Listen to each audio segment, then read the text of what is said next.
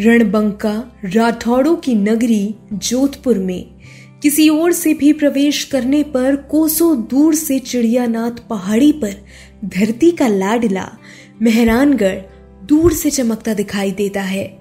जोधपुर में सूरज की सर्वाधिक किरणें पड़ती है, अतः सूरज की रोशनी में नहाए किले की चमक देखते ही बनती है। धरातल से 121 मीटर ऊंचाई पर बने इस किले को मोर ध्वज और गढ़ चिंतामणि के नाम से भी जाना जाता है। मेहरानगढ़ फोर्ट अपनी स्थापत्य कला और कलात्मक महलों के लिए देश विदेश में काफी चर्चित है और देश के पर्यटन केंद्रों में प्रमुख है। इसकी दृढ़ता, कलात्मकता व भव्यता देख ब्रिटिश पत्रकार रुडयार्ड किपलिंग के मुंह से अनायास ही निकल पड़ा। इसका निर्माण फरिश्ते, परियों और देवताओं की करामात है। दुर्ग की ऊंचाई दुर्जयता देखकर इतिहासकार कर्नल जेम्स टॉड ने इस किले के बारे में लिखा।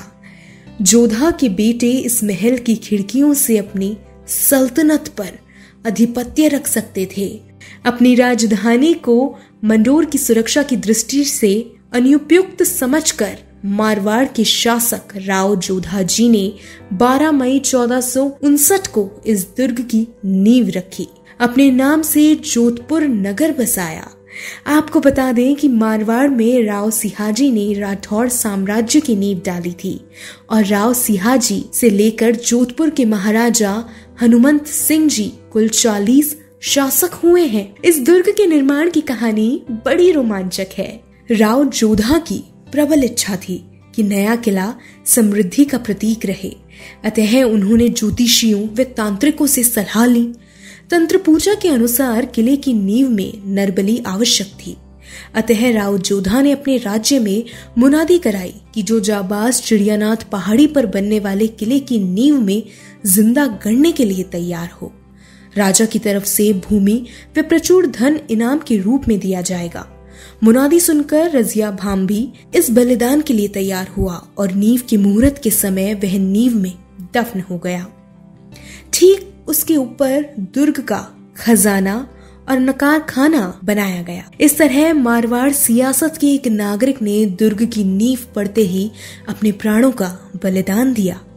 रजिया भांभी के इस बलिदान पर आज भी जोधपुर राज परिवार सहित मारवाड़ के सभी नागरिक गर्व करते हैं और रजिया भांभी को याद करते हैं। प्रवेश के लिए 2 मुख्य दरवाजे फतेहपोल व जयपोल है।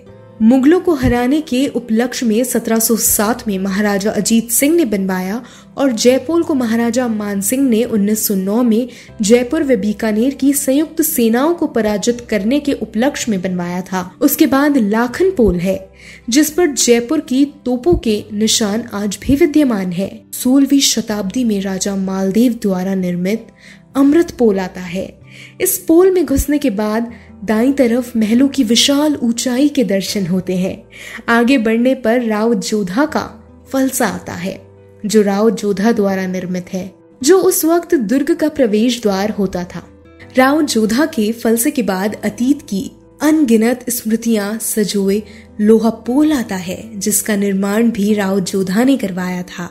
लोहा पोल के आगे है सूरज पोल, जहां से सीढ़ियां चढ़कर जोधपुर दुर्ग में स्थापत्य के खास नमूने, जाली झरोखे वाले महल व गवाशों के सुंदर और कलात्मक शिल्प देखे जा सकते हैं। यही श्रृंगार चौकी है जहां राव जोधा को छोड़कर सभी राजाओं का राज्याभिषेक होता था। किले के पार्श्व भाग की प्राचीर काफी ऊंची है। यहाँ कई विशाल व सीधी ऊंची बुर्जें भी है, जहां तोपों के मोर्चे बने हैं। यहाँ रखी तोपों में किलकिला, शंभूबाग और गजनिखा तोपें रखी है, जो कभी शत्रु सेना पर कहर ढाती थी। तोप खाने से आगे चलते ही चामुंडा देवी का शानदार व भव्य मंदिर बना है। इस देवी की प्रतिष्ठा राव जोधा ने मंडोर से लाकर करवाई थी। राव जोधा से लेकर महाराजा तख्त सिंह तक यह दुर्ग शाही आवास रहा है। दुर्ग के अंत भाग में लाल पत्थरों से निर्मित कलापूर्ण, सुंदर व भव्य महल बने हैं। इसमें मोती महल, फतेह महल, श्रृंगार महल, शीश महल और दीपक महल खास है। अपने जीवन काल में यह दुर्ग 2 बार पराभव देख चुका है।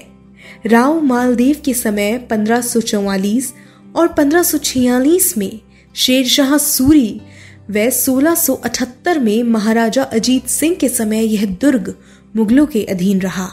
देश के अन्य किलों की अपेक्षा राठौड़ी शौर्य का प्रतीक यह किला आज पर्यटकों को सबसे ज्यादा लुभाता है।